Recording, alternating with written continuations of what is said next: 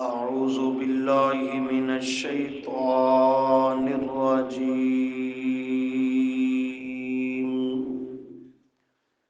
بسم الله الرحمن الرحيم.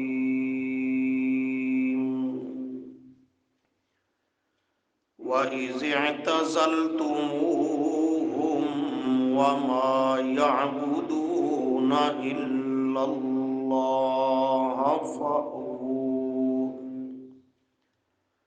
فأووا إلى الكهف ينشر لكم ربكم من رحمته ويهيئ لكم من أمركم مرفقا. صدق الله العظيم. اللهم صل على محمد وعلى آل محمد كما صليت على إبراهيم وعلى آل إبراهيم إنك حميد مجيد. اللهم بارك على محمد وعلى آل محمد كما باركت على إبراهيم وعلى آل إبراهيم إنك حميد مجيد.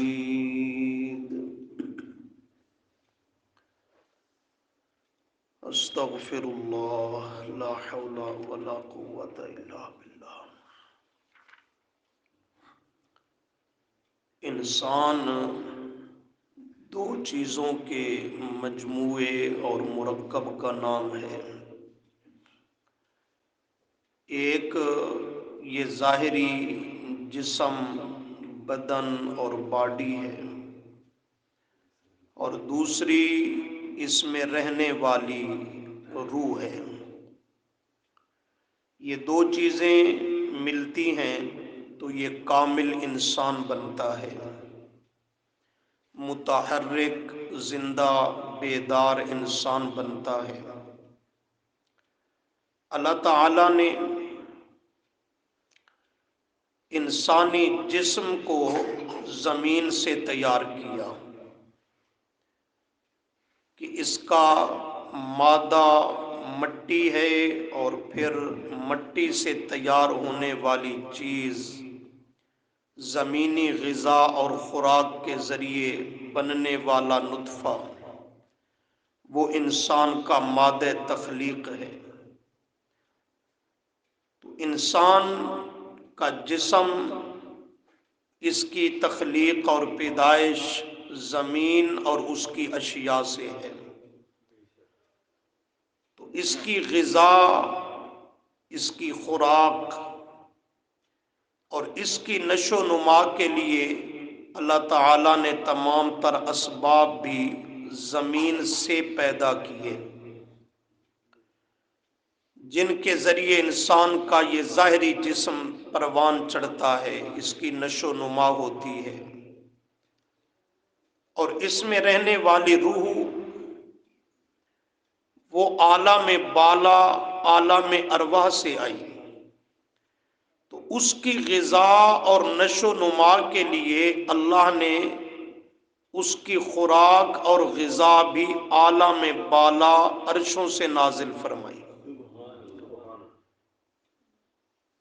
جس کے ذریعے انسانی روح کی نشو و نما ہے، اس کی حیات اور زندگی ہے، جس کے ساتھ انسان کی روح تر و تازہ اور اس کو معطر رکھا جاتا ہے، اور وہ اس کی غذا یہ 30 پاروں کی صورت میں موجود ہے.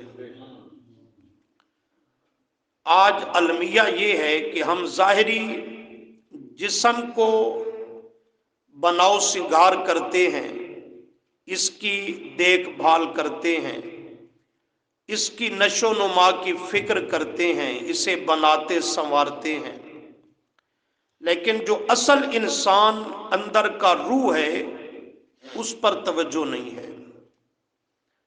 اس کی غذا کا انتظام، اس کی نشو و نما، اس کی حیات اور اس کی تازگی کا اہتمام نہیں ہے۔ نتیجہ اس کا یہ ہے کہ ظاہری جسم کی ٹیپ ٹاپ کے باوجود بھی انسان بے سکونی، بے سر و سامانی اور نری پریشانی کا شکار ہے، کیونکہ وہ اندر کا انسان جو تھا وہ مردہ ہو چکا ہے، اس کی تازگی ختم ہو گئی، وہ مرجھا چکا ہے، بے جان بے حس ہو چکا ہے۔ جب اندر کا انسان بیدار ہو اور اندر انسان کا وہ روشن ہو تو ظاہری جسمانی بناوٹ ٹیپ ٹاپ نہ بھی ہو تو انسان خوشحال ہوتا ہے۔ تو آج سب سے بڑی ہماری کمزوری یہی ہے کہ ہم ظاہری جسم پر توجہ دیتے ہیں، اس کی نشو نما بناؤ سنگھار پر، لیکن جس کے ساتھ ہمارے دلوں کا اطمینان ہے، سکون ہے، دنیا آخرت کی سعادت جس پر موقوف ہے، اس اندر کے انسان پر کوئی توجہ اور محنت نہیں کی جاتی۔ اور اس کی غذا یہ قرآن کریم کا سیکھنا سکھانا، اس کی تعلیمات پہ عمل کرنا، اس میں غور و فکر کرنا، یہی انسان کے روح کی غذا ہے۔ امام الانبیاء صلی اللہ علیہ وسلم سے ایک صحابی رضی اللہ عنہ پوچھتے ہیں، اللہ کے محبوب صلی اللہ علیہ وسلم، یہ کیسے محسوس آدمی کرے گا کہ واقعی میرے اندر ایمان موجود ہے کہ نہیں؟ کوئی علامت ہو، پہچان ہو، کوئی ایسا معیار اور کسوٹی ہو جس کی بنیاد پر انسان اپنے آپ کو پرکھ سکے، جانچ سکے، اپنا محاسبہ کر سکے کہ کہیں صرف زبان تک تو ایمان کا دعویٰ نہیں، اندر ایمان موجود ہے یا نہیں؟ آپ صلی اللہ علیہ وسلم نے بڑا جامع اور شارٹ جواب دیا، مختصر اور جامع۔ آپ صلی اللہ علیہ وسلم نے فرمایا، اندر ایمان موجود ہے یا نہیں، اس کو پرکھنے اور جانچنے کا آلہ یہ ہے کہ اگر تو نیکی کرے، عمل کرے، عبادت کرے اور تیرے دل میں سکون اور ٹھنڈ پیدا ہو تو سمجھ ایمان موجود ہے، اور گناہ کرے، بحیثیت انسان کے ہو جائے، نافرمانی خطا ہو جائے تو تیرا ضمیر تجھے خود ملامت کرنے لگے، شرمندہ کرنے لگے، تو سمجھ اندر ایمان موجود ہے کہ اسی کا اثر ہے کہ میرا ضمیر مجھے شرمسار کر رہا ہے۔ اور اگر عمل عبادت کی طرف نہ قدم بڑھے اور کبھی عمل عبادت کرے بھی صحیح تو اس کی لذت اور اس کی وجہ سے دل میں سکون پیدا نہ ہو تو پھر سمجھ یہ سب کچھ زبان تک معاملہ ہے، اندر کا برتن وہ خالی ہے۔ اور گناہ نافرمانی کرے، فرائض کو ترک کرتا چلا جائے اور کبھی دل میں احساس ہی پیدا نہ ہو کہ ہائے ہائے میں نے کیا کر دیا، رب کی نافرمانی اور بغاوت، فرائض کو ترک کر دیا، احساس ہی ختم ہو جائے تو سمجھ اندر اصل ایمان ختم ہو چکا ہے۔ میرے سمیت ہم سب کو گاہے بگاہے اپنا یہ محاسبہ کرنا چاہیے۔ تو روح کی غذا اور ایمان کی تازگی اور بقا وہ کس چیز سے ہے؟ قرآن مقدس سے۔ اس میں غور و فکر کرنا، تدبر کرنا، سیکھنا سکھانا، یہ سب سے بڑی عبادت ہے اور سب سے بڑی سعادت بھی ہے۔ چنانچہ آپ کے سامنے اصحاب کہف کا تذکرہ ہو رہا تھا۔ پچھلے سبقوں میں آپ نے پڑھا کہ وہ وقت کے بادشاہ دقیانوس کی عدالت میں پہنچے اور انہوں نے بادشاہ کے سامنے کلمہ حق بلند کیا، اور یہ سب سے بڑا جہاد ہے۔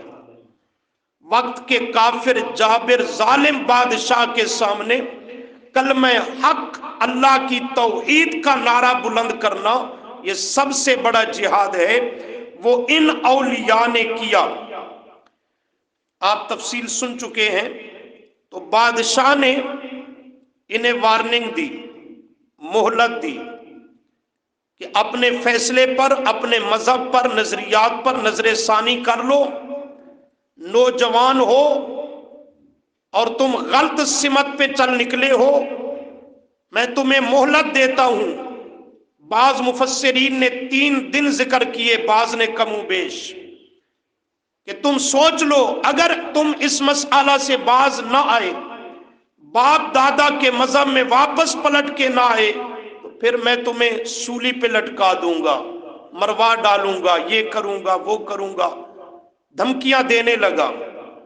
یہ جب بادشاہ کی عدالت سے واپس پلٹے، الگ ہوئے، تو آپس میں مشورہ کرنے لگے کہ اب ہمارے سامنے حالتیں 2 ہیں۔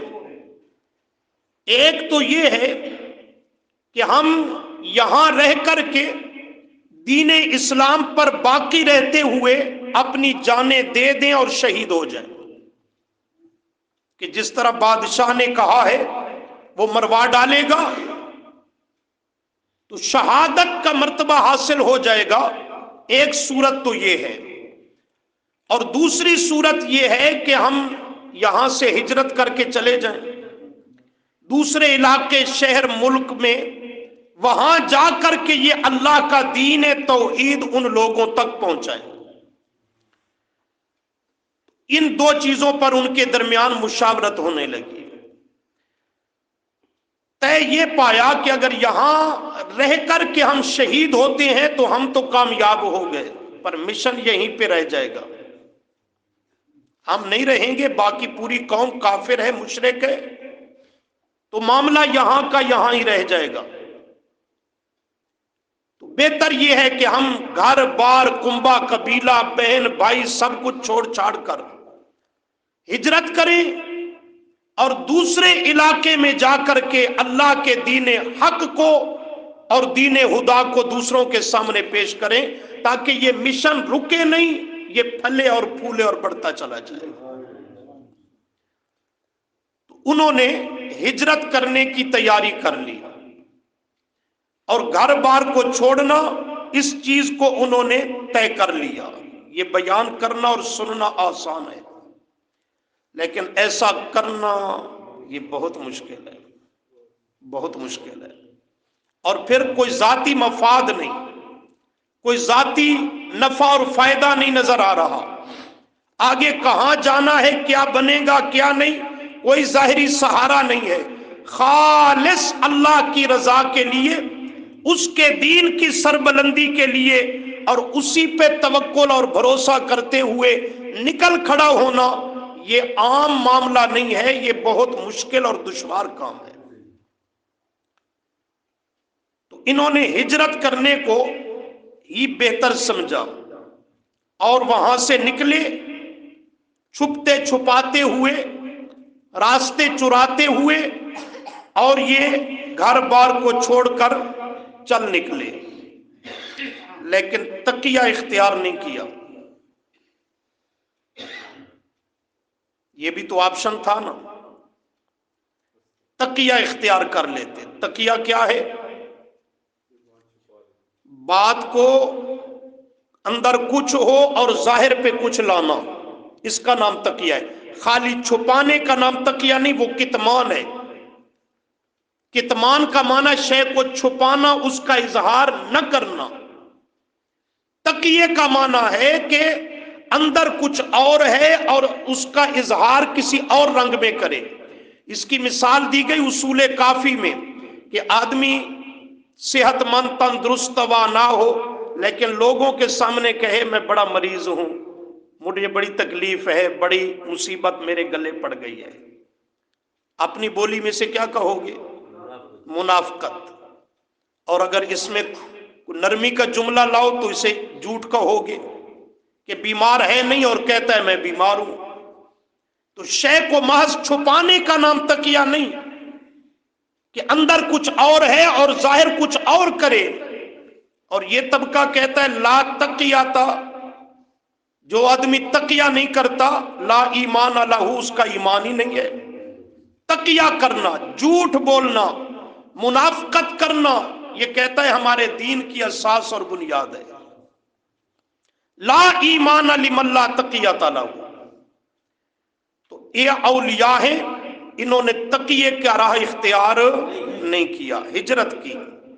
اسی طرح نبی علیہ السلام، اسی طرح صحابہ کرام رضی اللہ عنہ، انہوں نے بھی مکہ معظمہ سے مدینہ عالیہ ہجرت کی، لیکن اپنے دین اور مذہب میں تقیہ کو برداشت نہیں کیا۔ چنانچہ دیکھو فرمایا وَإِذِ اعْتَزَلْتُمُوهُمْ وَإِذ، واو کا معنی اور اذ، جب اعتزلتموہم، اعتزال کا معنی ہوتا ہے کنارہ کش ہو جانا، سائیڈ پہ ہو جانا، الگ تھلگ ہو جانا، اعتزال۔ اعتزلتموہم، آپس میں یہ نکلتے ہوئے ہجرت کے سفر میں کہتے ہیں ایک دوسرے سے، اور جب تم نے کنارہ کر لیا ہم ان سے، وہ کافر مشرک قوم سے تم نے کنارہ کر لیا، اس کو چھوڑ دیا، ترک کر دیا، ہجرت کی۔ نمبر 2 وَمَا يَعْبُدُونَ، اور ان ہستیوں کو بھی، ان بناوٹی معبودوں کو بھی تم نے چھوڑ دیا، یعبدون، کہ جن کی وہ قوم کے لوگ کیا کر رہے ہیں؟ عبادت، پوجا کر رہے ہیں، الا اللہ، سوائے اللہ کے۔ قوم کو چھوڑ دیا، ان کے مذہب پر تو پہلے ہی نہیں تھے، اب جسمانی طور پہ بھی ان سے کنارہ کش ہو گئے۔ وما یعبدون من الا اللہ، اور وما یعبدون، ان کے بتوں اور معبودوں کی پہلے بھی پوجا اور عبادت نہیں کیا کرتے تھے، لیکن اب تو بالکل ان کا ایریا اور علاقہ بھی چھوڑ کر ہجرت کر کے چل نکلے، اور کون اختیار کیا؟ الا اللہ، صرف اللہ، کہ عبادت صرف اسی کی چلے گی، حکم اور امر صرف اسی کا چلے گا، قانون اور دستور زندگی صرف اللہ کے حکموں کے مطابق اسی کا نظام چلے گا۔ یہ آپس میں بات کرتے ہوئے چل نکلے، اور چلتے چلتے راستے میں ایک پہاڑی سفر میں غار کو دیکھا، بڑی کھلی اور کشادہ، آگے اس کی تفصیل آئے گی۔ تو ایک دوسرے کو کہتے ہیں پتھریلی زمین کا سفر تھا، اور کافی طویل سفر کیا، تھک ہار چکے ہیں، لہذا فَأْوُوا، پناہ لو، تھوڑی دیر کے لیے یہاں ٹھہر جاؤ، آرام کرو، اِلَى الْكَهْفِ، طرف غار کے، کہف کا معنی غار، اس غار سامنے آئی ہے، اس میں پناہ لو، یعنی تھوڑی دیر کے لیے یہاں پہ رک جاؤ، آرام کرو۔ اللہ کریم فرماتے ہیں وہ وہاں غار میں آرام کرنے لگے، اور اس سے پہلے وہ ایک راستے میں دعا مانگتے جا رہے تھے۔ اس سے پہلے وہ پیچھے سبقن آپ سن چکے ہیں، یہ پچھلے صفحے کی آخری سطر دیکھیں، ورق نہیں الٹنا، آخری سطر۔ فقالو، پس انہوں نے یہ دعا اور التجا کرتے ہوئے کہا، ربنا، کرو مانا، اے ہمارے رب، آتینا، عطا کر ہم کو، من لدن کا، خاص اپنی جناب خزانے سے، کیا چیز عطا کر؟ رحمتن، بھلائی، رحمت خیر عطا کر ایک۔ نمبر 2 دعا وَحَيِّئْ لَنَا، اور کر دے لنا ہمارے لیے، من امرنا، ہمارے معاملہ میں، راشدن، بھلائی، ہماری رہنمائی، اور اس میں خیر ڈال دے۔ یہ اللہ کے حضور دعائیں مانگتے رہے اور مانگتے جا رہے تھے۔ اللہ فرماتے ہیں اب قبولیت کا وقت آیا، دیکھو اپنے سبق کی آیت، تو نتیجہ کیا نکلا؟ ینشر لکم، ینشر لکم، نچھاور کر دی، پھیلا دی، لکم، تمہارے لیے، ربکم، تمہارے رب نے، من رحمتی ہی، اپنی رحمت کو۔ رحمت مانگ رہے تھے، اللہ کریم نے ان پر رحمت کو نچھاور کر دیا۔ रहमत को उन पे फैला दिया, यनशुर लकुम, फैला दिया, निछावर कर दिया। क्या माना? उनके हर हर कदम पे अपनी रहमतें नाजिल की, उनकी हर हर नकलो हरकत पे अपनी रहमतों को नाजिल किया, उनकी हर सिमत और जाने पे अपनी रहमतों को डाल दिया। यनशुर लकुम, फैला दिया तुम्हारे लिए, रब्बुकुम, तुम्हारे रब ने, मिर रहमतिही, अपनी रहमत को, वयुहय्यि लकुम मिन अमरिकुम मिरफका, वयुहय्यि, और उसने कर दिया, लकुम, तुम्हारे लिए, मिन अमरिकुम, तुम्हारे इस मामला में, हिजरत के मामला में, मिरफका, बेहतर ठिकाना, दुरुस्त तुम्हारा मामला कर दिया अल्लाह करीम ने। दुआ के दो हिस्से थे, दोनों को अल्लाह ने कबूल कर लिया। लेकिन गौर करने और नुक्ते की बात यह है, अल्लाह की रहमतें तो पहले भी इन पर थीं, लेकिन अब जिस अंदाज से अल्लाह ने नुसरत फरमाई, अल्लाह करीम ने इन पे रहमत की, इनके अहवाल को दुरुस्त कर दिया, वो उस वक्त किया जब इन्होंने हिजरत की, काफिर कौम से अलहदगी इख्तियार की, बाइकाट किया और उनसे अलग थलग हो गए। कुरान का ये तर्ज उसलूब मसला समझा रहा है। अगर अल्लाह की खास रहमत चाहते हो, अल्लाह की खास नुसरत और ताईद चाहते हो, उसकी खास रहमत के तलबगार हो, फिर अपने अंदर अपने दीन की गैरत पैदा करो, अपने को अपना समझो, बेगाने और दीन के दुश्मन को दुश्मन जानो। काफिर के साथ मजहबी रवादारी, मुशरिक के साथ मजहबी मसलहत और रवादारी, अहले बिदत के साथ मजहबी रवादारी, ये दीन इस्लाम इसकी इजाजत नहीं देता। जब इनसे बाइकाट करोगे, फिर यनशुर लकुम रब्बुकुम मिर रहमतिही व युहय्यि लकुम मिन अमरिकुम मिरफका। पूरे कुरान करीम का मुताला करके देखें, जब भी अल्लाह की खास रहमत मुतवज्जे हुई, तो तब जाकर जब काफिर और मुशरिक कौम से बाइकाट किया गया, मजहबी बाइकाट किया गया। आखिरी सूरतें आप अक्सर दोस्तों को याद है, वहां पे एक अंदाज है। अल्लाह करीम ने सूरतुल काफिरून में फरमाया, कुल या अय्युहल काफिरून, याद है ना? फरमा दीजिए मेरे पैगंबर काफिरों से, आए काफिरो, या अय्युहल काफिरून, आए काफिरो, ला अअबुदु मा तअबुदून वला अंतुम आबिदून मा अअबुद। तुम मेरे खालिस अल्लाह करीम माबूदे बरहक की खालिस इबादत नहीं करते, और मैं तुम्हारे माबूदों की इबादत नहीं करता। अल्लाह की इबादत तो करते थे पर खालिस नहीं करते थे। तुम अल्लाह माबूदे बरहक की खालिस इबादत नहीं करते, उल्टा मुझे कहते हो हमारे माबूदों की सलामी पेश करो, हमारे माबूदों की ताईद करो। फरमाया मैं तुम्हारे माबूदों की पूजा और इबादत नहीं करता। फिर ताकीदन जुमला दोहराया, वला अना आबिदुम मा अबदतुम वला अंतुम आबिदून मा अबुद। वही माना, तो मैं अल्लाह करीम की, मेरे रब और माबूद की खालिस इबादत नहीं करते, मैं तुम्हारे माबूदों को माबूद नहीं मानता, मैं उनकी पूजा और ताईद नहीं करता। लिहाजा लकुम दीनुकुम वालिया दीन, तुम्हारा शिरकिया कुफरिया बातिल दीन जुदा, मेरा दीन तौहीद दीन हक जुदा। तुम्हारा राह जुदा, मेरी राह जुदा।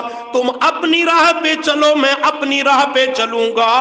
क़यामत का दिन नतीजे का दिन है, तुम्हें अपने किए का बदला मिलेगा, मुझे अपने किए का इनाम मिलेगा। लकुम दीनुकुम वलिया दीन। राहें जुदा हो गई, बाइकाट हो गया, अलहदगी हो गई। जब ये अल्लाह के महबूब सल्लल्लाहु अलैहि वसल्लम ने फैसला सुनाया, क्या सुनाया? फैसला सुनाया। अल्लाह ने जिब्राइल को भेजा, جاؤ میرے پیغمبر نے فیصلہ کر دیا، اب خاص انعام لے کر کے جاؤ۔ آگے کون سی صورت ہے؟ ہاں کون سی صورت ہے؟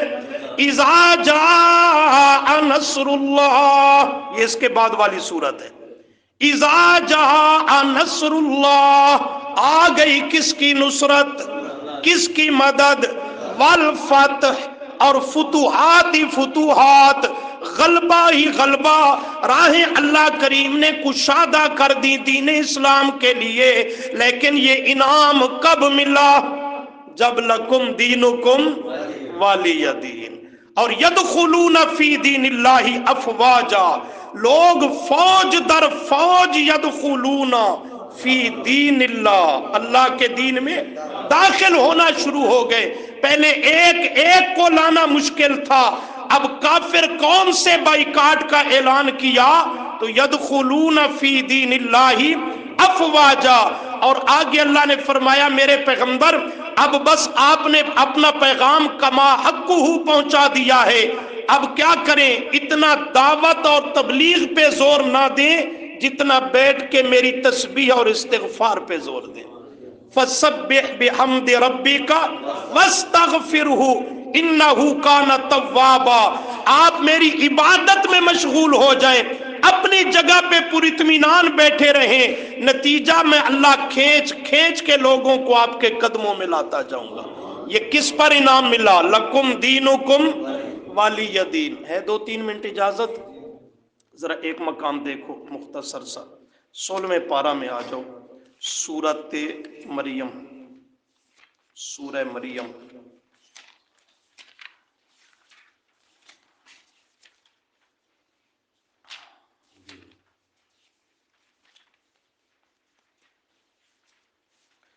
صفحہ 491، 491 مل گیا جی؟ پہلی سطر دیکھو، ذکر ہے حضرت ابراہیم علیہ السلام کا۔ اذ قال لأبیہ یا اباتی، یہ آیات آپ نے سبقاً سنی ہوئی ہیں، تفصیل میں نہیں جاؤں گا۔ اذ قال، کرو مانا، جب کہا حضرت ابراہیم نے لأبیہ اپنے باپ سے، یا اباتی آئے میرے ابا جان، لما تعبدو تم کیوں پوجا عبادت سورو پکار کرتے ہو، ما ان ہستیوں کی، ان بناوٹی معبودوں کی، لا یسمعو جو سنتے، ولا یبصر جو دیکھتے، ولا یغنی عنک شیئا جو ذرا برابر بھی نفع اور فائدہ تجھے دے سکتے نہیں، لہٰذا ان کی عبادت نہ کرو۔ یا آباتی آئے میرے ابا جی، انی قد جاءنی من العلم، میرے پاس اللہ کی طرف سے علم وحی، وہ وحی کا علم آ چکا ہے، ما لم یاتی کا، تیرے پاس وہ موجود نہیں ہے۔ علم تو میرے پاس ہے اللہ کا نازل کردہ اور وحی کی صورت میں آیا ہوا، تیرے پاس موجود نہیں، لہذا فتبعنی، اتباع کر میری، اہدی کا صراطا سویا، میں تجھے سیدھی راہ پہ صراط مستقیم پہ لے چلوں گا۔ یا آباتی، کرو مانا، آئے ابا جی، لا تعبد الشیطان، شیطان کی عبادت نہ کر۔ کیا مانا؟ شیطان کا کہنا مان کر غیر اللہ کی عبادت نہ کر۔ ان الشیطان، بے شک ہے شیطان، کان للرحمن عصیا، اپنے اللہ رحمان کا بہت بڑا نافرمان۔ یا آباتی، آئے میرے ابا جی، انی اخاف، میں ڈرتا ہوں، خوف ہے مجھے کہ ان یمسکا، تجھے بھی پہنچ نہ جائے، عذاب من الرحمن، عذاب رحمان کی طرف سے، اگر اس کی طرف سے عذاب پہنچ گیا، فتکون، تو پس تو ہو جائے گا، للشیطان ولیا، شیطان کا دوست اور یار، جہاں وہ جہنم میں جائے گا وہاں تو بھی جائے گا، لہذا وقت ہے سمجھ جا میرے بابا آزر۔ قالا، یہ سب کچھ سننے کے بعد آزر بولا، کیا کہتا ہے؟ اراغب انت عن آلہتی یا ابراہیم، یا بنیا بھی نہیں کہتا ہے، میرے بیٹے نہیں، نام لیتا ہے یا ابراہیم، وہ غصے میں ہے نا، یا ابراہیم، اے ابراہیم تو میرے معبودوں کے پیچھے پڑا رہے گا، کہیں ان کی جان بھی چھوڑے گا کہ نہیں چھوڑے گا؟ ہر وقت ان کے پیچھے پڑا رہتا ہے۔ لئن لم تنتہی، بہتر ہے کہ تو باز آ جا، وگرنہ لأرجمنک، میں تجھے رجم کروا دوں گا۔ رجم، پتھر مار مار کے سنگسار کر ڈالوں گا۔ وہجرنی، اور چھوڑ جا مجھے یعنی میرے گھر کو، ملین، ایک لمبی مدت تک کے لیے میرے گھر سے نکل جا۔ اللہ، حضرت ابراہیم علیہ السلام گھر سے نکل کھڑے ہوئے، گھر کو، باپ کو، کنبے قبیلے کو، سب کچھ کو چھوڑ دیا۔ قال، اور فرمایا جاتے ہوئے، سلام علیکا، بابا تینو صد سلام مومن۔ یہ سلام متارکت ہے، جان چھڑانے کا سلام۔ اپنے ماحول معاشرے میں بھی کہتے ہو، کسی جاہل سے پالا پڑ جائے تو کیا کہتے ہو؟ بابا معاف کر، ہیں؟ اذا خاطبہم الجاہلون قالوا سلاما، قالوا، یہ وہی سلام ہے، یہ دعا والا سلام نہیں ہے۔ سلام علیکا، بابا تجھ پر سلام ہو، کیا مانا؟ جان چھوڑ، کوئی حرج نہیں، تیرا گھر تجھے مبارک ہو، مجھے اللہ کا دین محبوب ہے، لہذا سأستغفر لک ربی، ان قریب میں اللہ کریم سے مغفرت، بخشش کی درخواست کروں گا، ربی، اپنے رب سے۔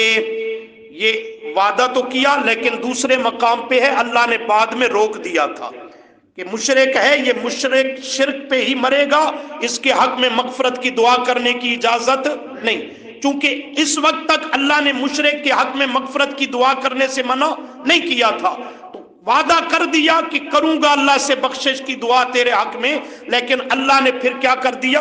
منع کر دیا۔ انہو کانا، بے شک وہ میرا رب ہے، بھی بالخصوص مجھ پر، حفیظ، بڑا مہربان۔ اب سمجھنا سبق کا جملہ آیا، فرمایا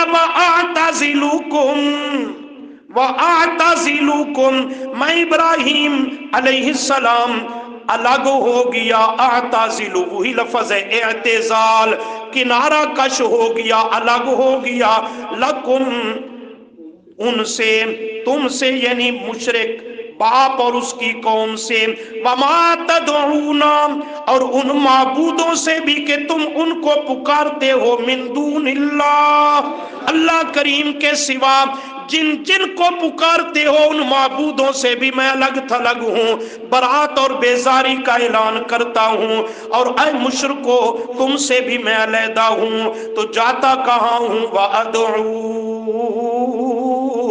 ربی، ادعو، میں تو پکاروں گا، میں تو دامن پھیلاؤں گا، ربی، صرف اپنے رب کے سامنے، عسا، یقین ہے مجھے، اللہ اکونا، کہ نہیں ہوں گا میں ابراہیم، بدعائی ربی، اپنے رب کی پکار کر کے، شقیہ، محروم۔